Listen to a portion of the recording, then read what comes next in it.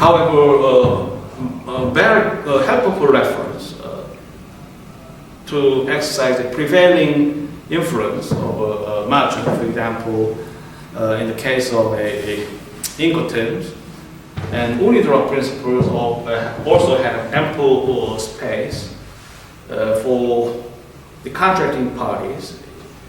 Negotiation can be encompassed with the principles set forth in the document. Good reference. So you now need to have some distinctive lens about what scope of a documents in different quality. So private insurance contract, and what is that? It is kind of a pre-printed materials, often times already prepared by insurance company. So fine print on the backside of a form, insurance contract forms. And that is one other quality of document which could not be defined as law. It would be neither state norm nor non-state norms. It has no power to be applied objectively and neutrally, regardless of specific stipulations or agreements, or it could not counter in theory the intent or will of parties. So hypothetical process to agree upon the ready prepared language, which is fine and fairly minor. So we have no chance, in any case, in many cases, to conform how the terms and conditions were stipulated. We merely signed an insurance contract without any confirmation about the printed words or terms. So, how do you distinguish between two documents?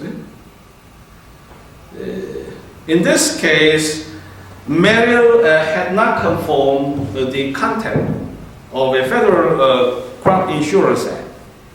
So he miscarried his business with no due diligence or some care needed to prevent against any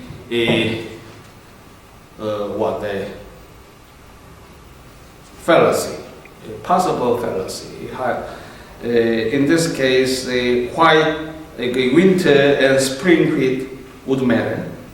Actually, the agricultural element would differ to make them incur a loss if they are confused with the two concepts. So ignorance of law has occurred, which is compared to the private insurance contract.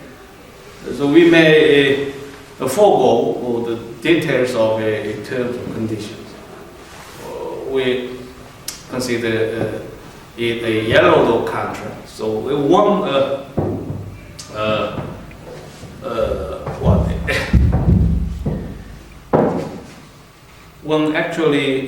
one pestilence that the capitalist economy has situated us. So what the mass deals had been preferred by manufacturer. In contrast, the consumer is quite vulnerable people in terms of bargaining power and others. They have no power to choose between any alternatives or options. Take it or leave it. That is the concept. You can be situated in the context of, for example, in our illustration, perhaps the insurance contract, many other contracts about manufactured goods and others. So you may imagine to buy some toys or computer devices, and you order it to place the order to send me one personal computer. Then package it, the item, and mail transport it to your house. You may pick up some important content, which must be part of contract in ready-made printed forms. So might have included some controlling provision, which destine you to some predicament eventually. No way to dispute your case, because you have forgone the terms and conditions of printed materials. So ignorance of terms would occur. How do you distinguish between ignorance of law and ignorance of fact? So in this case, the court actually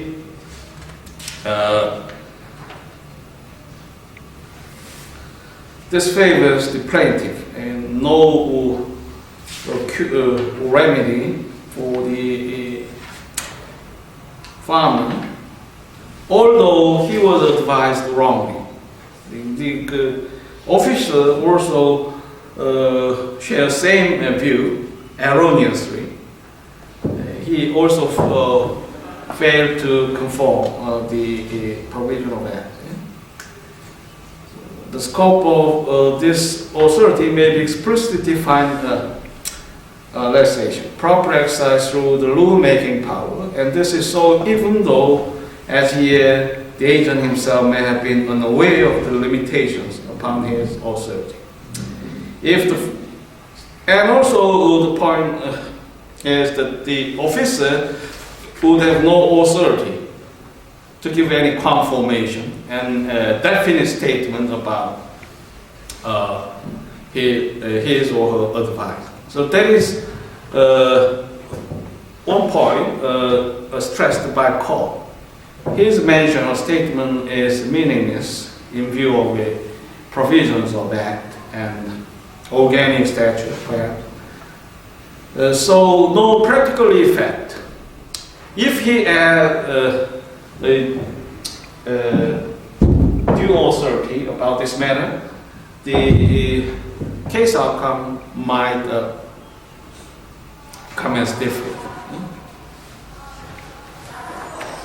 And also, you will know some faltering situation, the kind of many layperson or other loyalists of officer may give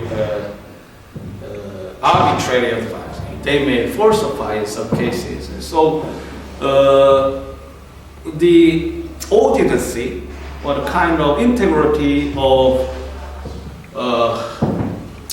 rule of law could be obstructed in a sense. So what is the nature of law, quality of law? It should be objective and as untainted by private arrangements or any events or occurrences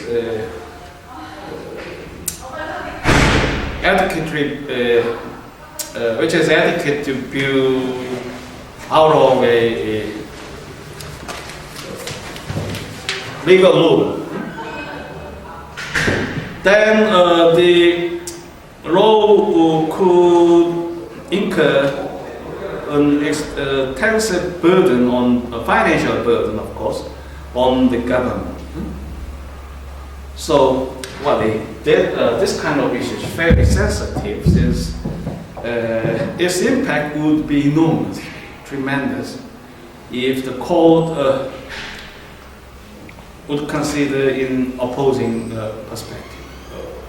Assume if the court ordered the government pay for this fallacy, compensate the farmer. Of course, the farmer is very aggrieved with suppose. He obtained an advice from a public officer, although he has no that kind of authority. So assert his power to advise the spring of wheat may be interchangeable with winter corn, winter wheat. The consequence would be demonstrated on against the government. The financial burden would multiply to compensate for this kind of miscarriage. The court, therefore, should be prudent and cautious about granting the damages. The Federal Crop Insurance Act had, by explicit language, prohibited the insurance of spring, which is received on winter with acreage. The ignorance of such a restriction, either by the respondents or the corporation's agent, would be material, and recovery could not be had against the corporation for loss of such a received wheat. Congress could hardly define the multitudinous details appropriate for the business of crop insurance when the government entered. Inevitably, the terms and conditions upon which valid governmental insurance can be had must be defined by the agency acting for the government. And so Congress has legislated in this instance, as a modern regulatory enactment is so often does, by conferring the rulemaking power upon the agency created for carrying out its policy. So, what a analogous case had once been raised in the Republic of South Korea also. So, this issue could be framed for you by example, I consider, in the administrative subject, what is the variety of notions about this way of a public administration, 행정제래, and also 행정지도, what advice, how much we put any legal quality on advice of a public officers, public administrators.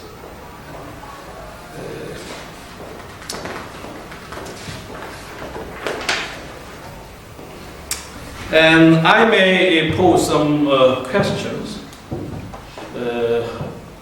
which is subject unit to exercise of the week. For example, first, review the model state APA rulemaking provisions in Appendix C. I will make it available soon.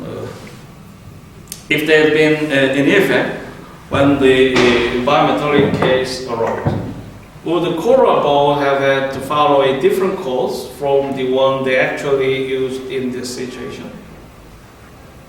And second, suppose the state law providing for the licensing of racehorse trainers state that the license of any trainer will be immediately suspended if following a race, the urine test on a horse under his care shows that the horse was drunk. Suppose the suspended trainer chooses to have his license reinstated, unless pending a hearing on the merits of case, in which he presents his side of story. This side Goldberg, what result would the court reach? So licensing is one effective technique and tools to serve the goals of public administration. And also suspension is sanction to ensure a compliance of licensing orders. And you will certainly expect the due process would come into our consideration. What extent of a process need to be afforded in the license instatement process, the concept. And also, I may recall the Fourth Amendment rights of students. How much the school authority would exercise on the freedom of a student, for example. Do they compare a urine test as a prerequisite for a club membership of student, for example?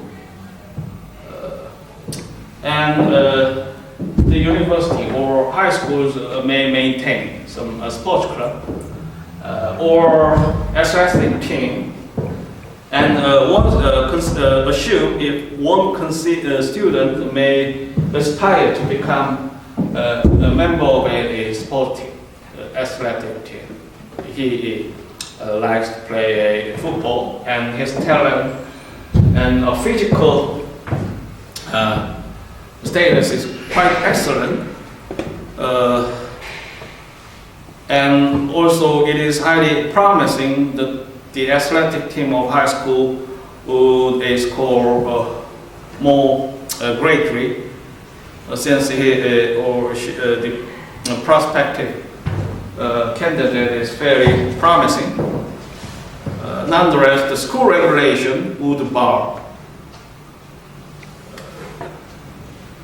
Since the urine test is an essential prerequisite, the student could not escape the urine test. However, the parents and children would highly express a high disfavor about some physical test. Then, how would you resolve that the controversy in any constitutional terms? What wisdom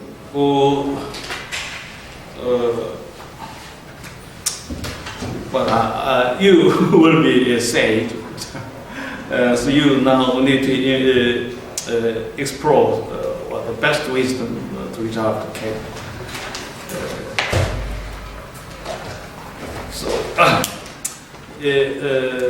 Can you agree if the school policy actually contravenes the Fourth Amendment right of students? That is one view. Other views may stand. Okay, thank you for your attention. Any questions? So.